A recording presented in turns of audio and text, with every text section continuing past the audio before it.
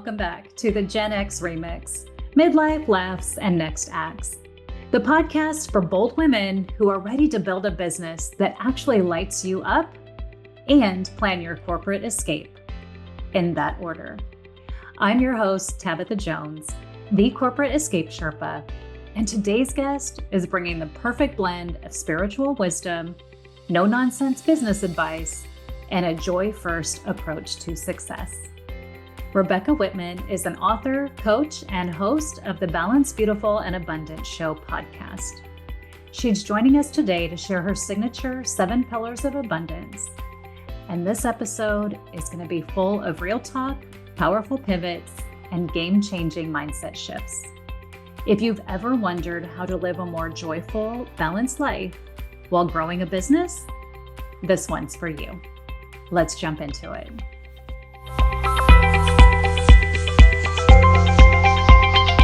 Hey, Rebecca, welcome to the Gen X Remix. How are you today? I am great, Tabitha. I'm so excited to be here. Oh my gosh, I am excited to have you here. And as we were prepping for the show, realized we're both a little bit caffeinated today. So this could be an extra fun episode in our podcast series. I can't wait. Let's jump on in and have you tell us a bit about your remix story. My remix story started off sad, but ended up being the most pivotal year of my life. In 2016, my dad was dying as my marriage was unraveling. And in one of our last conversations, me and my dad, I would see him every month. I would fly in from LA to Cincinnati, where I'm from, and I never knew which conversation would be our last. And he said, "Rebecca, I think you should write a book." My dad's funeral was on a Wednesday. My marriage was finalized and dissolved on a Friday, which was actually a good thing. And I honored my dad's wishes by writing a book. I wrote a book called How to Make a Six-Figure Income Working Part-Time. And it came out in 2018, and that launched my coaching business. And I started empowering women to go from burned out to balanced, beautiful, and abundant by aligning their life in the 7 pillars of abundance. So that year changed my life, 2016. Oh, it always, I shouldn't say it surprises me, but hearing stories of things that are so hard that people go through, you going through your father's death and a dissolution of a marriage, how it can turn into something new and unexpected and so very positive and exciting. Thank you for sharing that. Amazing. Yeah, it's like I have a abundance journal, and every day I say one of the journal questions is how the worst thing that happened to me that day is actually the best thing. And it kind of just flips my narrative from negative to positive. Oh my gosh. I grabbed a note on that one. So abundance journal, that's a little different. So I know there's a lot of journaling out there. We've got gratitude journals, we've got fear journals. Tell me a bit more about your abundance journal. It is a great story, Tabitha. So I am recovering from addiction. And in one of my early meetings, I was a teenager and I sat next to a lady named Janet. And to this day, I think she was an angel because I never saw her again. And she's like, "Come sit next to me. I want to show you how to write in a God journal." And she gave me these life-changing journal prompts, and I added a few of my own. And I've been doing this journal now every day for decades. And it literally transformed my thinking from victim to victor. And it helped me celebrate my wins, acknowledge other people, and learn from their wins. And this journal absolutely changed my life. And if anybody wants to grab it, it's in my Instagram link in bio. But it is a practice that I try to do every day, whether I'm traveling, no matter how I'm feeling. And it's really helped me stay very much like on track in my life and not get too taken down by the ups and the downs of life. Oh my gosh. Well, I'll be going to that link in bio because I would love to check that out. And one of the things you said, it's so interesting. And I just did a podcast episode on this last week, is celebrating your wins. Yes. With when you're journaling and you're actually taking that time and intentionally thinking about your wins, I think it does help. And I'd love for you to tell me how this has worked for you, but I think it helps pull you up through those harder times. Do you agree? It does. And in this journal, I always write how I progressed that day toward my goals and dreams and what I did well. And it kind of trains me to celebrate myself because as a recovering perfectionist, I used to be a vicious taskmaster with myself. And whatever I did, it wasn't enough. And if I did achieve something, I would be happy for like 5 minutes and be like, okay, now what am I going to achieve? And to do this practice every day and really take a few moments to reflect on what I did well and how I'm progressing, it just makes life juicier. I love that. As I was sharing before we got on air here, I was at a coffee date with a friend, and we were just talking about her business, and she's just like, "I'm not where I thought I'd be. It's not making the money I thought, and this and that, right?" And we know as entrepreneurs that sometimes the money's not where we want it to be. But I asked her, I said, "Well, where are you celebrating your successes?" I said, "Because I'm sitting literally in your shop right now, enjoying a cup of coffee, looking around, and all I see is success. So how else are you measuring it?" So I'm going to share this link with her as well, because I think it's so important to recognize, what have you learned? How much further ahead are you today than you were 30, 60, 90 days ago? And we forget to celebrate those smaller wins. So I think what you've put in here and shared with us is just so important. There's so many other wins than financial. Yeah. I can, relate to her friend, be your friend, because I'm always like, oh, I could have been doing more, making more, but there's so many other wins. And that's why I really like my framework, the 7 pillars of abundance, because you can look at your spiritual, physical, emotional, social, romantic areas of life and see, okay, how am I improving in these areas? And finances are like the last piece of the puzzle to click into place. And sometimes it never clicks into place, and that is okay. That's like a lesson that there's so many different ways to measure your life. Like for me, the measure of success is the amount of joy I feel. Mhm. And if I have joy, then I'm successful. If I have health and vitality, then I'm successful. Oh my gosh. So most of the women that I work with are planning that corporate escape, and then they make the escape and don't realize. And so I try to work with them through this piece of it, but don't realize how much they tie that financial success to their success. So I'd love to hear from you a little bit of how did you measure success before you started working on your 7 pillars? Well, I was very focused on my love life, and I had a series of really bad, painful, toxic relationships, and I couldn't figure it out. And I had a very great career in all commission sales. I mean, I've sold everything from like cars to beauty products to the last thing I did for the last 20 years before I moved back from LA to Cincinnati, I was selling acting classes in LA. And I just every week would start over at zero and would just always like make 6 figures, which is why I called my book How to Make 6 Figures Working Part Time. And I actually hired a coach to help me with my love life. And I was just like, I don't understand what I'm doing wrong. I go on all these terrible dates. I've sat across the table from guys that make me want to like, fall asleep in my pasta. And he's like, well, can you apply the same principles that you do to your all commission sales job to your love life? Like, what would those be? And I was like, well, in all commission sales, if somebody says no, I don't stress out. I don't chase, I don't convince. I'm just confident, like I have the best acting school in the world. And if their kid wants to be in it, great. If not, totally cool, no big deal. And he's like, but when it comes to love, if somebody doesn't return your text, it's like a 5 alarm fire. And I'm like, Mm. yeah. So I started being relaxed in my love life and just having faith. And I surrendered it. And I'm like, you know what, God, if I'm meant to be alone, I'll be alone. And all of a sudden, my soulmate walks in, and now we're living in our happily ever after dream house in Cincinnati, Ohio. So I would encourage your clients to look at an area of their life and the 7 pillars where they are achieving results and doing it in an effortless way and apply that same way of being to their finances. That's great advice. And to your point, kind of measuring success in joy. How happy are you? How happy are you making other people? Like where are you getting that time to feel joyful and really celebrate and enjoy our lives? Because that's really what we're here for, right? At the end of the day. Yeah. I mean, no one's getting out alive, so we might as well have fun while we're here. Exactly. So tell us a little more about your 7 pillars of abundance and how people can use that to really live a more balanced, beautiful, and abundant life.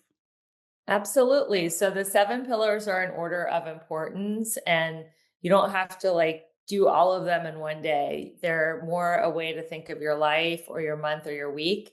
So Mm. some of them you do every day. For example, the first one, spirituality. I really believe in connecting to your higher power in the morning. You can use the abundance journal, any journal, prayer, meditation. I really love guided meditation because I can just sit there and listen to somebody else walk me through it. Yoga, stretching. That's the first area. And that is the foundation of living a balanced, beautiful, and abundant life. Because going through life without having faith, without surrendering to someone that is, or something that is benevolent, is a really hard way to go. The second pillar is fitness. And I like doing that in the morning with the spirituality. So I do my morning ritual, then I go to the gym. And I really believe, especially Gen X women, and we talked about that when you were on my show, the Balanced, Beautiful, and Abundant show, we are actually in our prime. And it is such an old, outdated, patriarchal thing that women over 40 are not sexy, they're not hot, they can just let themselves go. Like, I don't believe that at all. I think that women in midlife are strong and vital, and that working out celebrates that and enhances that. The third thing is emotions. I believe that all emotions come from fear or love, which is A Course in Miracles, or I modified it to say all emotions come from scarcity or abundance. So either you're I'm not enough, whatever it is, love, money, sex, I don't have enough of it, or I have more than enough. And that is the goal, to go from a scarcity to an abundance mindset. You can do that through affirmations and through gratitude. After emotions is romance. And I believe in, if you're in a committed relationship, go on at least one date night a week where you don't even look at your phone and you really connect with the person, ask them questions about their life. We think we know people, but we're all changing every day. So it's great to ask them questions about their life and their projects and really be present with them and not take them for granted. If you're single, then decide, okay, I'm willing to go on one date a week, or I'm willing to just go to a networking event. Or if you're happily single, then take yourself out on a date, celebrate your damn self by giving yourself flowers and going out on a fancy dinner, or take yourself to a movie. Like, celebrate the fact that you're alive, and you don't need to have romance through another person. You can have a romantic view of life and just appreciate everything. After romance is mental, and that just means learning, like learning from Tabitha, host of the Empowered Leadership podcast, learning from a YouTube video, taking a class, trying a new recipe, learning a new sport or skill. After mental is social. And I feel like this is really missing in midlife. People do not make time to socialize. Like in our 20s and in our teens, it's all about the peers and the socializing. And then our life becomes family and our romantic partnership, but we're still social creatures. So I encourage you to have one visit a week, like you just did today, Tabitha, one social visit a week with a friend where you just have coffee or have a meal and you don't talk shop, you just talk life. And finally, financial. And financial to me is not the reason to live. I don't believe in working to live, but I'm not living to work, but working to live. And I believe in multiple streams of income so you don't get bored. So I know that you teach people to leave their corporate job.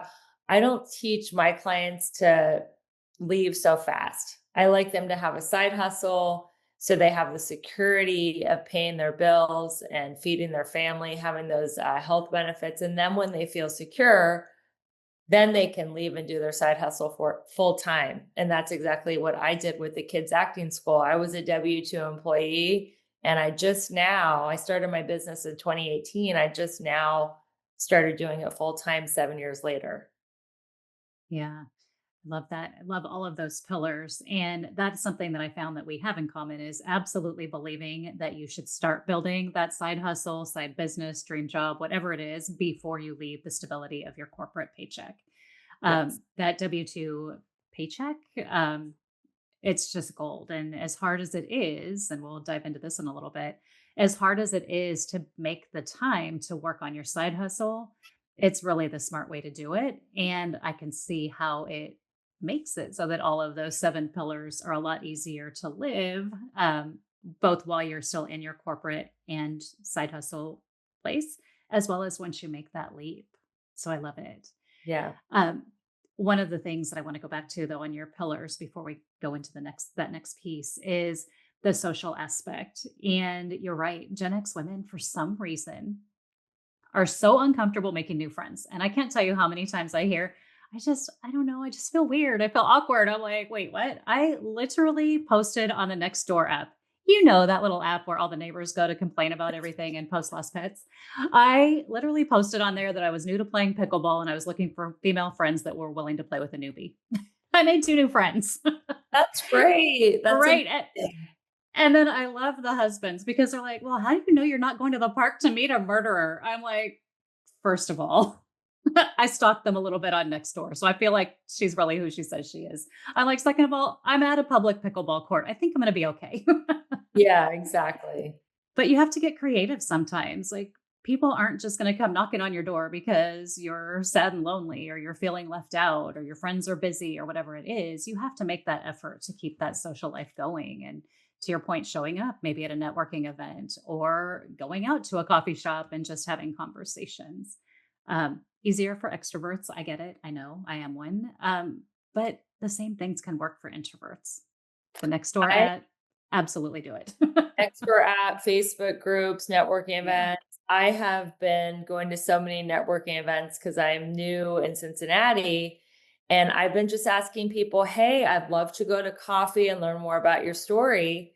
And I have been setting up coffee dates and meeting some incredible women. And I'm at a different level in my life. So I'm vibing higher. So I'm attracting a whole different group of women that are on a whole different level and talking about different things. And they're more positive because I'm more positive, and people are a mirror of where you're at. And I'm so enjoying the new friends that I'm making right now in this stage of life.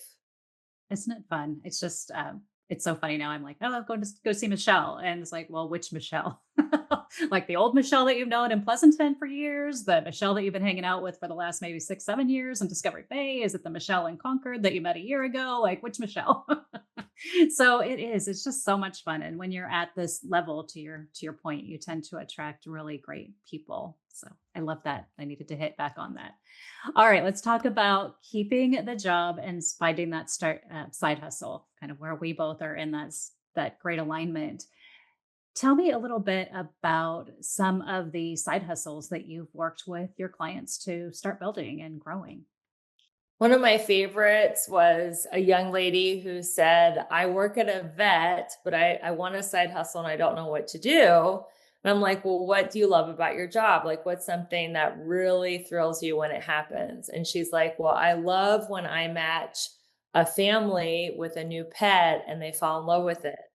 And I said, well, you love helping people find their soulmate pet. And she's like, yeah. And so I said, you are the furry godmother. So Oh, she so kept cute. her, isn't that cute? She kept her job at the vet, and we started her account on Instagram and her business called the Furry Godmother. And you just tell her what kind of pet you're looking for, and she finds it for you. So Oh my gosh.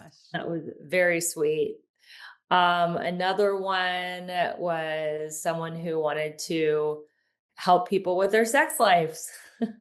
So I know it's not talked about that much, but there's a lot of people who feel inhibited in that area or want to get, some advice. So she started that business of being like a sexpert. And yeah, those are the two that come first to mind. I mean, there's been a lot of coachings. Oh, this was a fun one, a recent one. Someone wanted to teach women. She was newly divorced and really enjoying her dating life. And she didn't want to teach women how to have a relationship, but she just wanted to teach them right after divorce, the first 3 months post divorce, how to date and have a blast and get back into the dating scene. So I really like helping people find like what is something that you feel that people are coming to you for advice in, and what is something that you could talk about for 30 minutes without checking your notes, and what do you just love to do? And those are all clues as to what kind of side hustle you should have. That's amazing. And all three of those businesses are so cool in their own ways. I'm a total dog mom myself. I love dogs. So Me that too. business, I'm going to go follow the furry godmother after this as well. I'll be on Instagram. That's where I'll be after this. Yeah. But the other thing is, the woman helping women with their sex lives. Like in our generation, we didn't really talk about that. I don't know about you, but like it was the movie in the fifth grade that talked about your changing body and mom saying, if you have questions, let me know. And then we learned the rest of what we needed to know pretty much in the locker room. Yeah, Like from our friends. conversation. We learned everything from our friends. Yeah. Absolutely. So I love that they have found these great businesses that serve people who are looking for exactly what they offer.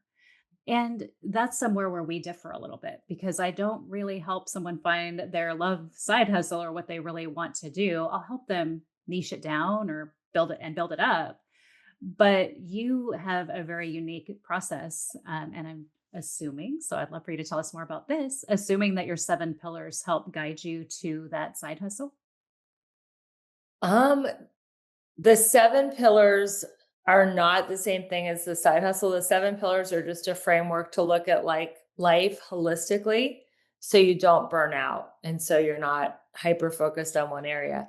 The side hustle is in the financial pillar, and it's more about turning your passion into a profitable purpose and coming from contribution in an area where you feel that you can really enjoy yourself, make a difference. You would do it whether you got paid or not. So that's my philosophy about side hustles. I love that. One of the things that I've heard from women as I've had conversations about this very topic about keeping your W-2 job while finding that side hustle or starting that side hustle is I just don't have time. Now, I know my philosophy on that and finding and making time. What do you recommend? Are there a couple of things that you recommend for busy women when it comes to starting that side hustle? Very similar to you. I call them power hours. I know when you were on my show, you said 5 hours a week, but I feel the same. If you can schedule a power hour even once a week, 3 times a week, 5 times a week, wherever you can fit it in. And then within that power hour, I like the Pomodoro method. Are you familiar with that time management technique? I'm not, and I'd love for Oh, you to you're share gonna with our love this. listeners. You're gonna love this. So the Pomodoro method is 25 minutes of concentrated effort and a 5 minute break. They found that the human brain can be very focused for 25 minutes and then it gets sidetracked. So you set the timer on your phone for 25 minutes, concentrated efforts. You're not checking your notifications, which is hard because we have so much ADD with all the different apps and stimulation. Really hard. It is challenging now to just stay focused on the task at hand for 25 minutes. And then you give yourself a 5 minute break to take a bio break, hug your dog, go outside, stretch, and then you can check all your notifications. And then you go back, you do another 25 minutes, and boom, that's your power hour. You do that 5 times a week, you've got a business. Now, if you can't even do it 5 times a week, even if you just did 1 power hour a week, you would be amazed about what kind of business that you could build. And if you don't have a power hour, then you could just do 15, 20 minutes, as long as you use the timer on your phone and you're very intentional about what you're doing. Like, I'm going to make 20 outreaches, or I'm going to do a post on social where I tell the story of why I started my business, or I'm going to reach out to 10 people in my network and, ask them a question about their lives. I mean, just be very focused. And it's amazing what you can do. And then I also believe in focus days and play days. Mm-hmm. So you don't want to burn out by not ever playing. So on your focus days, you are working, you're pedal to the metal, doing your regular corporate job, doing your power hour, your power 15 minutes, whatever you can do, taking care of the kids. But then you have a day, if you don't even have a day because you're too busy, take a morning, take an evening, take a couple hours and do something fun, like do something for yourself, whether that is, having a spa day, going on a beautiful hike, playing a sport that you love, like pickleball or golf or tennis, going shopping, like whatever it is. It doesn't even have to cost money. You could go on a road trip to somewhere, just have a staycation if it's bad weather, like just, binge watch Netflix and make your favorite food. Just do something that is nourishing to your soul, that you feel like, I'm not working, I'm playing, because that's going to rejuvenate you to go back into your busy work schedule. That's such great advice. As women, especially women coming from corporate, we have some bad habits. That's just the go, go, go, go, go on the hamster wheel, right? I've got to answer these 300 emails today. I've got to get this done. I've got to have this presentation ready. I've got to coach these employees. I've got to, gotta. And when we are focusing on building that side hustle, it's important to realize it can be a little bit of a long game because you are already really busy. You may already have family obligations. You may have health things going on. Whatever it is, it doesn't mean give up. It means smaller chunks of time. And I love the 25 minutes. I do an hour at a time. And sometimes I find myself drifting, even as disciplined as I try to be. So I'm going to try the 25 this week and let you know how that goes. Great. Such great advice. So I'm thinking I have so many different directions that we can go with this conversation right now, because I just am so intrigued on a couple of things that you've shared. Let's talk about, as I was prepping, I saw something about elegant warrior. So let's kind of shift there and have you tell us a little bit about what that is. I study masculine and feminine energy. And what causes women to burn out is they are in the masculine paradigm of what you just referred to, go, go, go, go, go, go, go, which creates cortisol, the stress hormone in their body. And ultimately women get exhausted, and then they can get sick and they can burn out. They can even die from burnout. Like I know somebody who literally got cancer and died because she was a workaholic. So it's very serious, burnout. And you don't want to use the masculine paradigm of success because it's exhausting. So you can't even enjoy it. The feminine is more elegant, which is the law of attraction, the law of magnetism, where you get your mind right, you vibrate high, and then things are magnetized to you. That's how we met. You found me on LinkedIn, and now we're having this awesome collaboration. So it is about being elegant, meaning, okay, vibe high. You don't have to chase or convince people. I say do business from contribution, not desperation. And then also be a warrior though. So yes, in business, there's a ton of rejection. Starting a side hustle, it does take time. There's a learning curve. There's up, down, and all around emotionally. So you want to be a warrior and not give up and be persistent, but don't do it in a way that leads to burnout. Be an elegant warrior. Go for all your big goals and dreams, but do it in a way that is feminine and that employs a lot of magnetism. Yeah, beautifully stated. Oh my gosh. I'm just taking so many great notes right now. I like it. All right. One of the things that you mentioned as we were kind of going through the earlier part of our conversation was you finding your soulmate. So we're going to shift there a little bit from the business, because I know we've got a lot of single Gen X listeners out there. So what was your secret to finding your soulmate as a busy person, an entrepreneur, before you were working also full time? Tell me a little bit about some things that you did to actually find your soulmate. Well, in one of the last conversations I had with my husband, because he did not want to divorce, he's like, you're too old. You're never going to meet anyone. I was 45 when I divorced him. You're done. Like you've aged out of the dating scene in LA. You're going to be like single forever.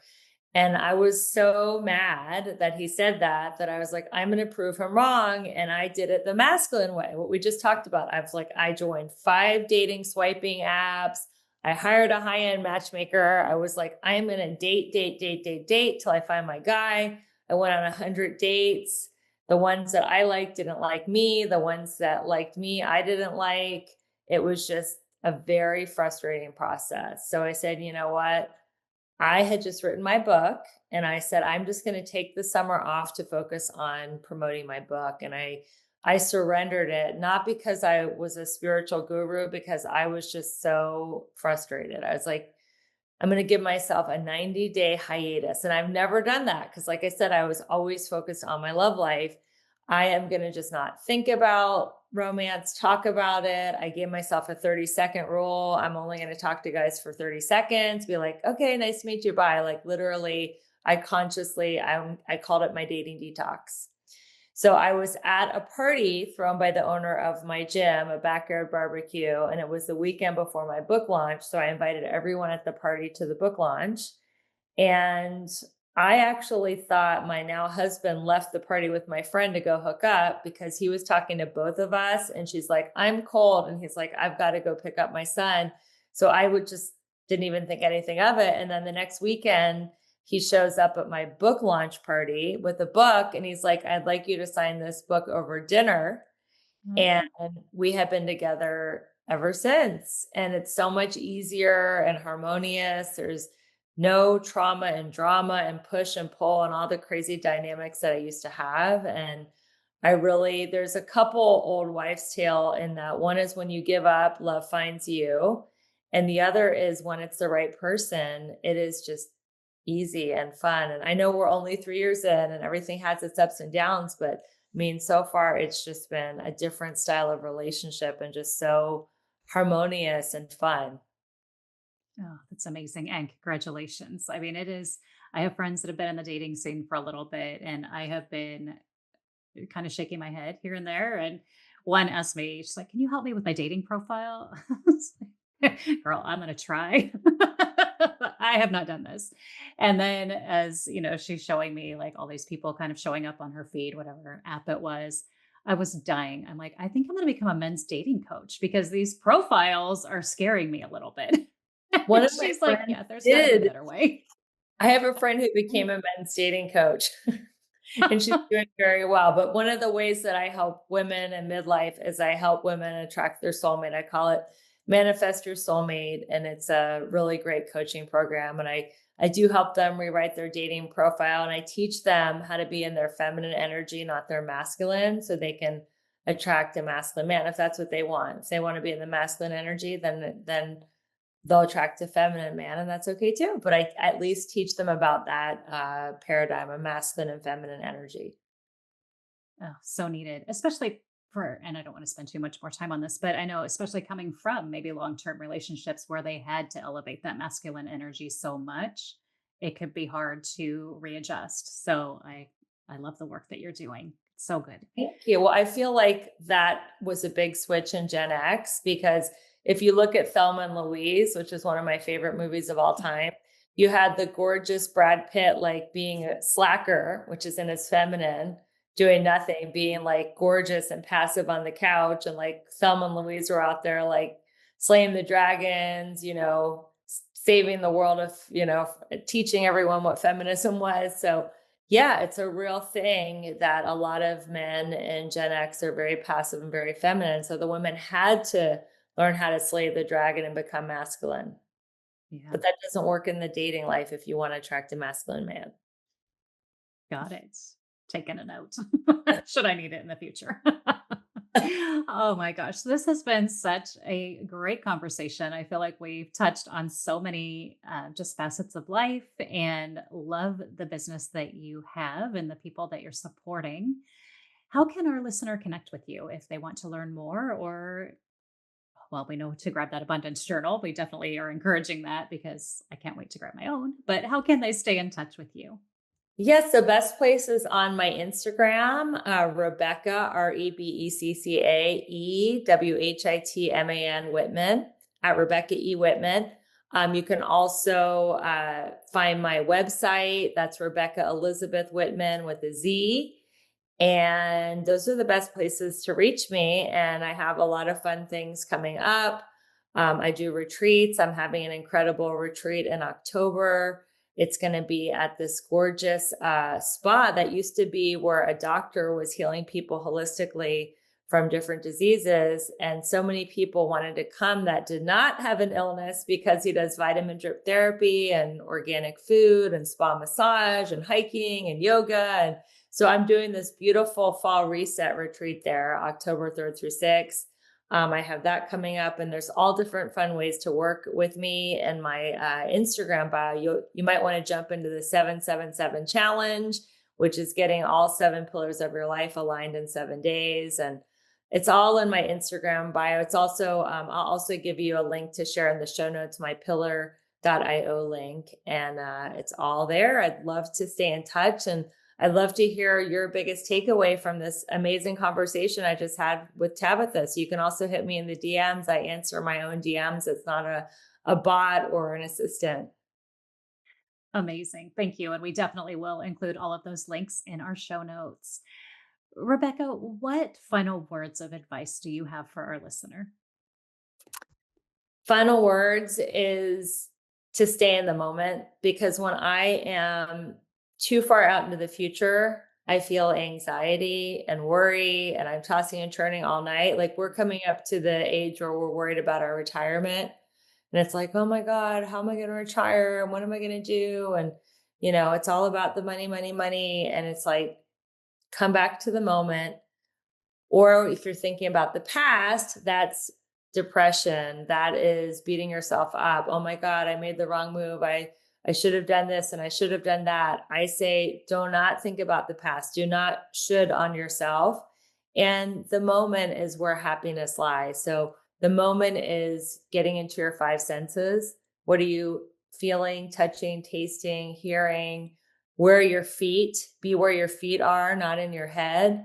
And if the moment is too fleeting, then just think, what is my next indicated action of integrity? What is the next thing I can do? Just one thing I can do that will move my life forward in any of these 7 areas. And that would be my final advice. I love it. Thank you so much for joining us today on the Gen X Remix, and we look forward to staying in touch. Thank you so much for having me. That was such a fun conversation with Rebecca Whitman. What a breath of fresh air. And I love how aligned we are, because we can't say it enough. Build your business before you leave corporate. Rebecca refers to it as your side hustle. When I was doing it in my own corporate life, I had a Pinterest board that said side hustle to dream job. Whatever it is, having the safety net of a corporate paycheck while you're building that business is always sound advice. So be sure to grab her abundance journal. I know I'm going to, and check out her 7-day challenge. Also, if you're in her area, explore her October Fall Reset Retreat. All of the links are in the show notes. And if you're dreaming of building a business that fits your next act, don't forget, you don't have to do it alone. Book a free strategy call with me at corporateescapesherpa.com, and let's make your corporate exit plan smart, joyful, and totally doable. Until next time, friend, keep rewriting the rules and keep laughing while you do it. We'll see you next time.